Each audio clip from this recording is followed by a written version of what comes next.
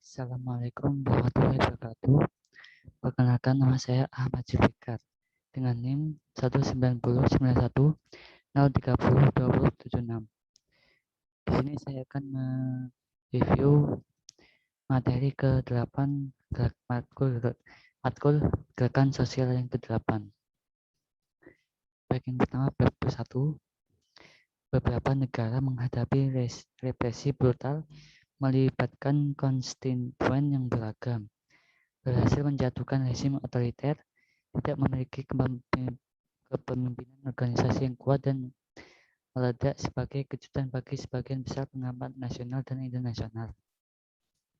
Kontribusi utama dari penelitian kami adalah kontribusi utama dari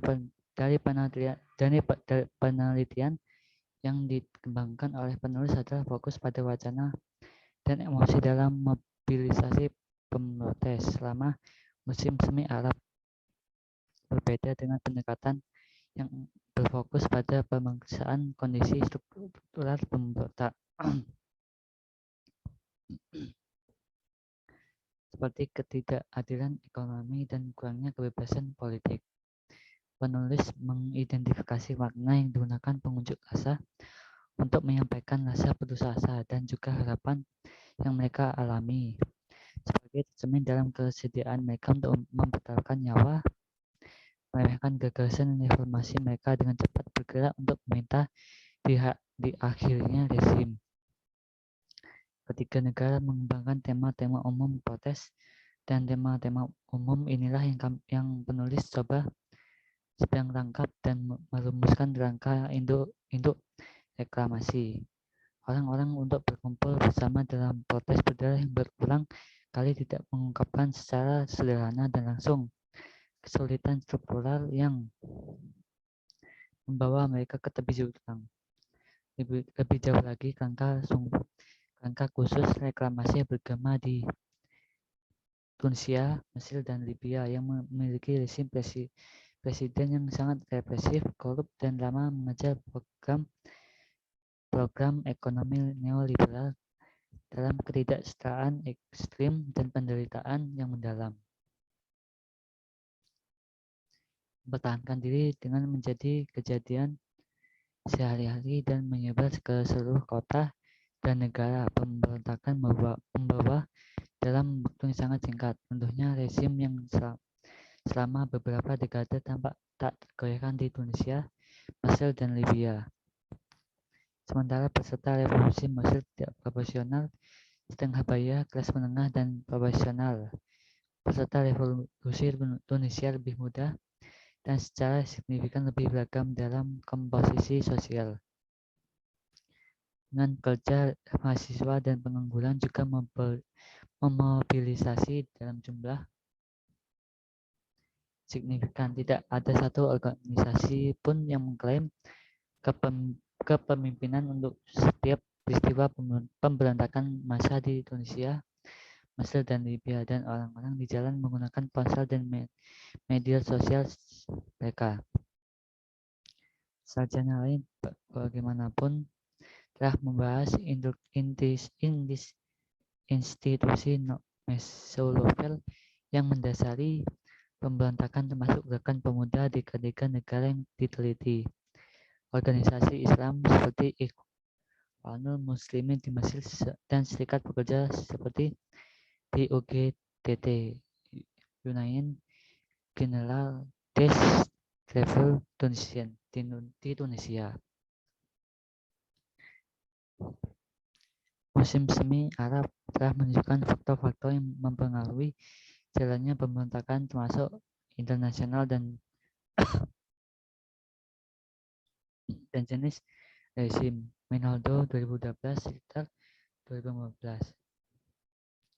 Peran media lama dan media baru, Jalibi 2017, Howard dan Hussein 2013, Tufekci dan Wilson 2012, dan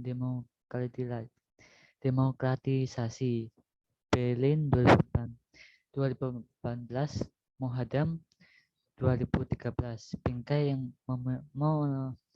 memotivasi dan menopang protes di tiga negara. Satu masalah adalah tema, makna, dan emosi yang menopang protes selama berhari-hari dan berminggu-minggu dalam menghadapi penindasan brutal dan tanpa adanya organisasi yang kuat dan dapat diidentifikasi dengan jelas. Oleh karena itu, kami mengalihkan fokus dari faktor struktural yang telah berkontribusi pada pemberontakan Arab ke jenis bingkai dan makna yang memobilisasi protes selama masa protes dan 3 negara di mana rezim dengan cepat runtuh. Daripada mempertimbangkan saluran berita dan media sosial atau inovasi taktis di negara tersebut, penulis memusatkan perhatian pada konstruksi seperti yang ada di lokasi protes massa di ketiga negara. Bab 2. Setelah beberapa dekade penurunan tingkat pemogokan di dunia industri, beberapa terakhir telah terlihat gelombang pemogokan militan di selatan global, pemogokan politik di Eropa, dan pemogokan di tidak konvensional di sektor non-serikat di Amerika Serikat. Di Amerika Serikat, pemogokan konvensional yang besar hampir menghilang. Rata-rata 269 penghentian kerja besar yang melibatkan 1.000 atau lebih pekerja terjadi setiap tahun selama tahun 1970-an, tetapi pada tahun 2000-an jumlah itu turun menjadi 17 dan pada tahun 2009 tidak lebih dari 5. Biro Statistik Tenaga Kerja Amerika Serikat tahun 2019. Pada saat yang sama, beberapa tahun terakhir telah terlihat lonjakan aktivitas pemogokan di negara-negara seperti Cina tanpa lembaga perundingan bersama yang mapan. Siang 2015.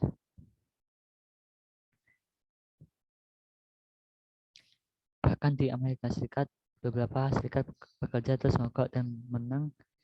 Lopez 2004, Martin and Dixon 2010 dipimpin oleh pemogokan guru sekolah umum. 20 penghentian pekerjaan besar yang dimulai pada 2018 adalah jumlah tertinggi sejak 2000 dan 485.000 pekerja terlibat paling banyak sejak 1946. Biro Statistik Tenaga Kerja Amerika Serikat tahun 2019. Dan berkat kampanye berjuang untuk $15 yang sedang berlangsung yang dipimpin oleh pemogokan demonstrasi singkat dari pekerja makanan cepat saji, permintaan baru ini tampaknya tidak mungkin secara politis yang telah diadopsi dengan cepat di negara bagian utama dan wilayah metropolitan. Pada pertengahan 2019, 7 negara bagian dan District of Columbia mewakili sekitar 30% tenaga kerja setelah menyetujui langkah-langkah untuk menerapkan upah minimum $15, lebih dari 2 kali tingkat federal saat ini. 2019. Para peneliti setuju bahwa konteks itu penting baik secara geografis, kelembagaan atau lainnya, tetapi penulis masih kekurangan kerangka kerja yang memadai untuk mengidentifikasi dan membanding konteks yang berbeda. Beberapa ahli menyoroti sumber daya yang muncul pada kasus tertentu sementara yang lain mengaitkan bentuk tertentu yang dengan periode sejarah industri atau yang lainnya. Di akhir abad ke-19, Amerika Serikat pemogokan sering berpusat pada keluhan ekonomi yang luas. Misalnya tuntutan 8 jam kerja sehari atau hak dasar serikat bekerja untuk diakui oleh pengusaha. Di negara-negara industri Eropa, serikat pekerja yang baru lahir menjalin aliansi dengan Partai Sosial Demokrat atau buruh serta tuntutan hak kewarganegaraan membawa mobilisasi kelas pekerja ke dalam politik elektoral dan menargetkan negara pusat atau Human dalam memerintah Amerika yang luas, terdesentralisasi dan letak penyelenggara berfokus pada tempat kerja sebagai tempat potensi pengaruh dan kekuatan terbesar. Serikat pekerja yang paling berhasil mengadopsi pendekatan ini dan karena yang bertahan seringkali adalah pekerja yang memiliki keterampilan penting dalam produksi seperti Serikat Pekerja dan Federasi Buruh Amerika atau AFL. Bab 3. Pada awal abad ke-20, warga India melakukan kampanye perlawanan terhadap pemerintah kolonial Inggris. Pemimpin protes ini, Mahatma Gandhi, menganut non-kekerasan dengan mengatakan kekerasan adalah kekuatan terbesar yang dimiliki oleh umat manusia. Itu lebih kuat daripada senjata pemusnah terkuat yang dirancang oleh kecantikan manusia. Gandhi and Attenborough tahun 2001. Sekitar waktu yang sama, warga di Kenya mulai menentang pemerintah Inggris menggunakan metode perlawanan tanpa kekerasan seperti India. Meskipun kedua gerakan tersebut terjadi pada waktu yang sama dan menarik rezim yang sama, gerakan oposisi India dan Kenya dengan populasi yang jauh lebih besar daripada Kenya, protes tanpa kekerasan akhirnya memainkan peran kunci dalam penarikan Inggris pada tahun itu. Karena taktik non-kekerasan terbukti tidak efektif, organisasi perlawanan Kenya akhirnya beralih ke pemberontakan dengan kekerasan dalam upaya mengusir kekuasaan Inggris. Kasus India dan Kenya menimbulkan beberapa pertanyaan penting mengenai gerakan perlawanan dan pilihan antara kekerasan dan non-kekerasan yang relatif sama. Gerakan People Power muncul sebagai aksi yang lain yang terorganisasi menentang pemerintah Filipina. Bab 4. Dalam bidang studi gerakan sosial non-kekerasan yang berkembang, pertanyaan tentang kekuasaan seringkali berlapis dalam penyelidikan tentang penggerak mobilisasi dan dinamika kesuksesan dari tingkat individu hingga masyarakat. Namun, cara-cara yang berbeda dari kelompok-kelompok terpikirkan dalam memanfaatkan kekuasaan yang tidak diteori secara memadai. Di sini pemilu membahas pendekatan paradigmatik untuk memahami kekuatan dalam gerakan non-kekerasan, mengidentifikasi batasan konseptual untuk menjelaskan stratifikasi di antara para penentang non-kekerasan. Sebagai tanggapan, penulis mengembangkan kerangka kerja untuk lebih memahami asal-usul kekuatan non-kekerasan yang dibangun secara sosial di antara berbagai kelompok yang dimobilisasi. Melalui kasus ini, penulis mengembangkan kerangka konstruksional sosial yang dapat digeneralisasi untuk lebih memahami bagaimana stratifikasi membentuk resin non-kekerasan secara berbeda untuk aktor yang berbeda. Penulis menyimpulkan dengan mengusulkan kerangka umum penyelidikan membimbing para sarjana untuk memperhatikan 4 dimensi konflik dan perlawanan ketika memeriksa dinamika kekuatan gerakan non-kekerasan, konteks temporal konflik, tingkat represi, status sakral dan posisi, dan bagaimana non-kekerasan strategi dan taktik sesuai dengan dengan masing-masing dimensi ini. Baik, sekian dari saya. Mohon maaf apabila ada salah kata. Wassalamualaikum warahmatullahi wabarakatuh.